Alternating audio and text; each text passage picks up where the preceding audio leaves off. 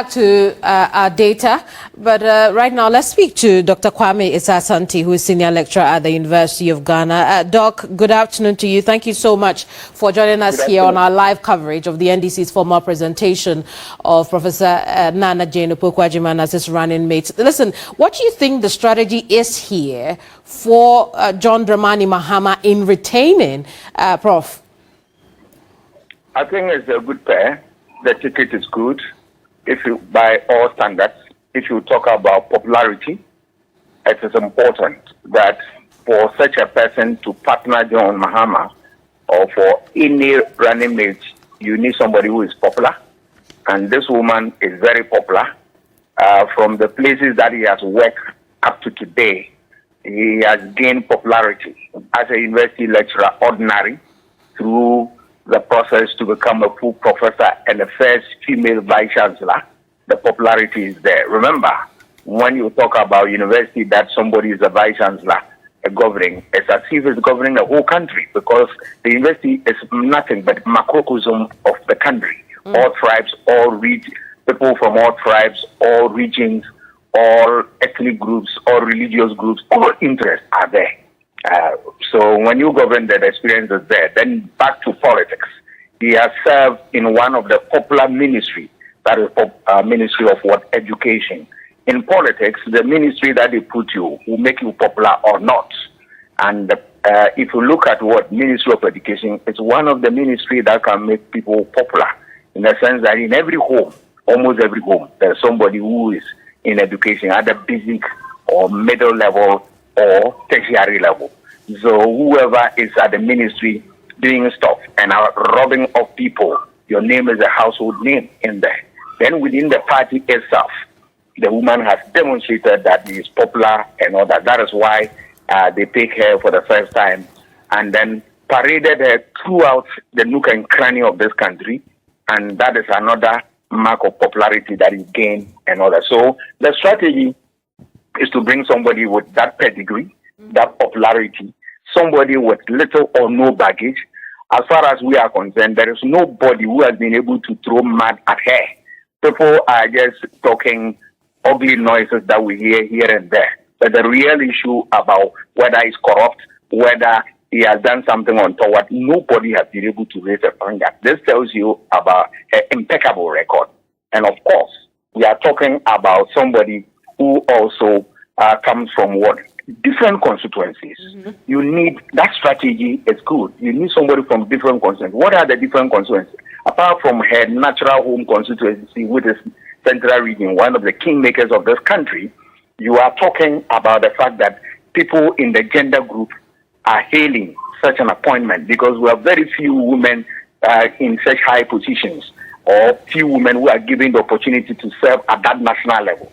So once you get somebody who has gone through the mill academically, professionally, and all that, and he has been selected, hey, gender groups are interested in that. And you are talking about academics. Yes, he's a full-blown scholar and the rest of them. You talk about what? The rank and file, who are what? Following her as a mother, as a grandmother, as a parent, as a shining example for the youth and the rest of them. And of course, you pick somebody like this, the best strategy also is that you are not picking any ordinary person, but somebody who can step into the shoes of the president if the president is incapable of continuing his tenure of office. And this woman, by all standards, qualifies to be there. So if you look at the pair, the ticket is nothing but what? An apt description of what is best within the NPP, the NDC.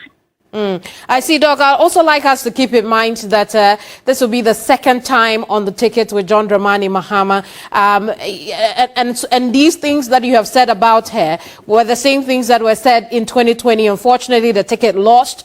Now, going into the 2024 elections, obviously, the strategy would have to switch just a little bit, perhaps. What are the lessons that you're hoping that this ticket has learned as far as the running mate is concerned? I believe they have learned their lessons from wherever it was. But let us also agree to the fact that the fact that you go for election and you don't win, it doesn't become the end of you. If that was the case, Nana Akufo-Addo wouldn't have been our president today. Look at the number of times he won.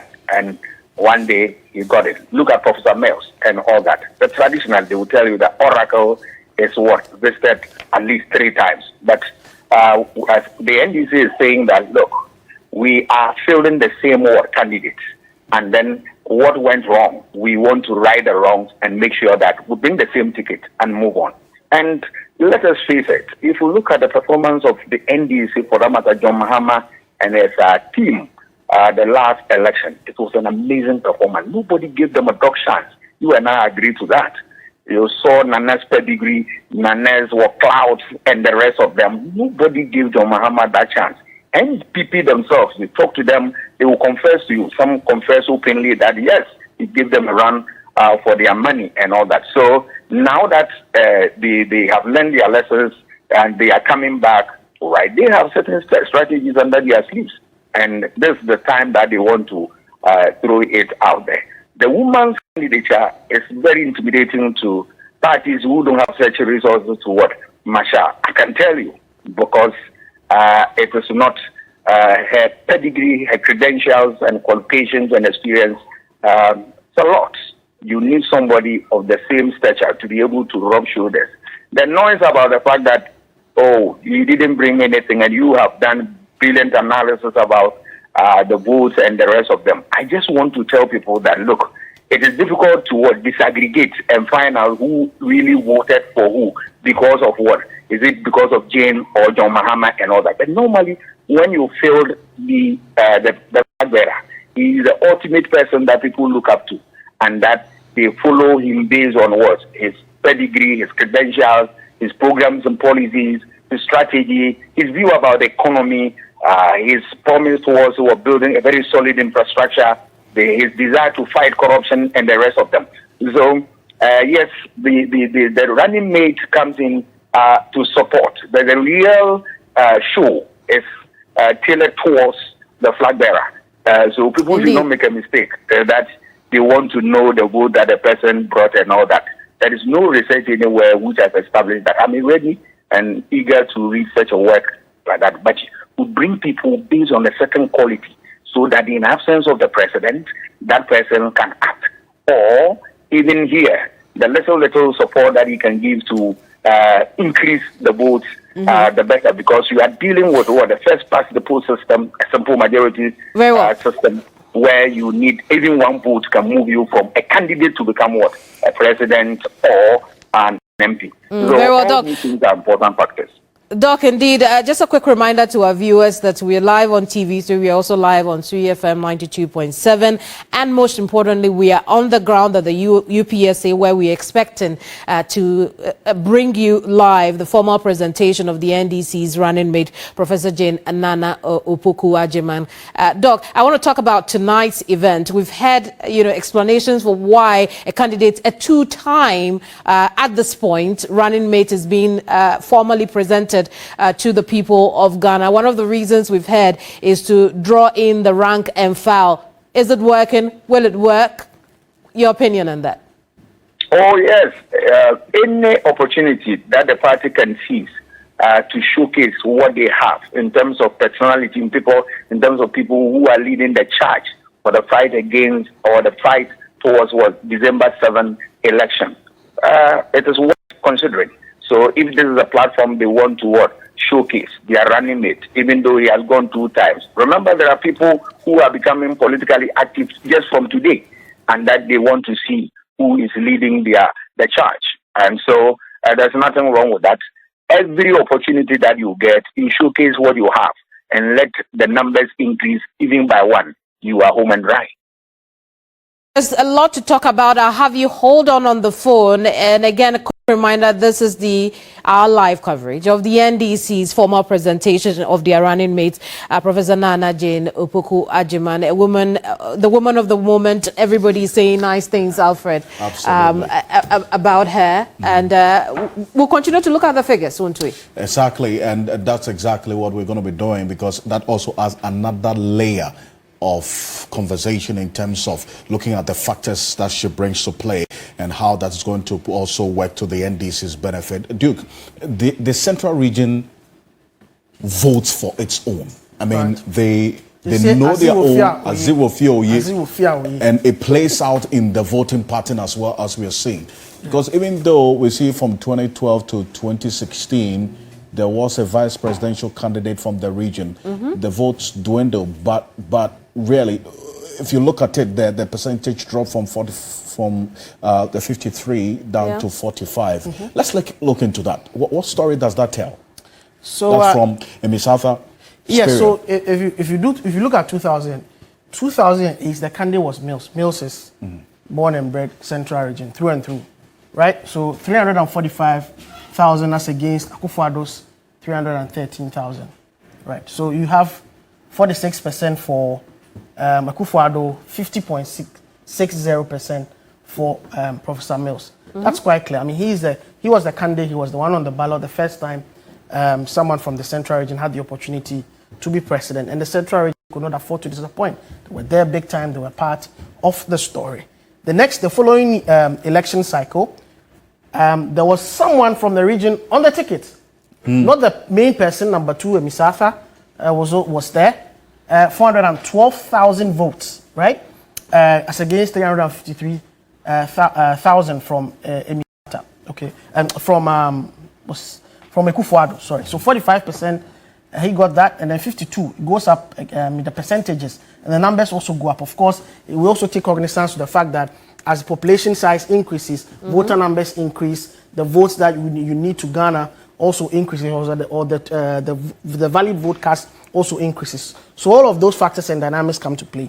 Now 2016 seems to be the oddity, really, because the candidate was Akufo-Addo, 496,668. And then the John Mahama and Emisatha, from the gains they made in 2012, dropped to 405,000. Still within by some thousands, within the 400,000 margin area. That's right. But still reduces. But then you see the gain here, very huge, from 353,000 to 496,000.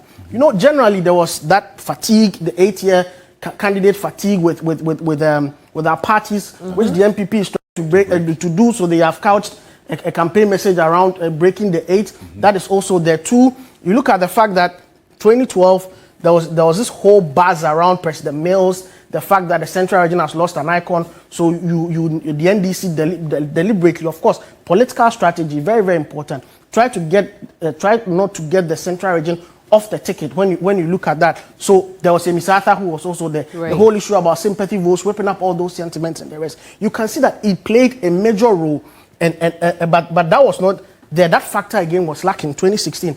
And then you look at against the whole national groundswell in 2016. The president won for over Akufo-Addo won by over a million votes when you look at the gap and the whole groundswell from the coast constituencies that the MPP had not won before they won in that election. Sure. So the 2016 election was an election that had a mind of its own, if you like.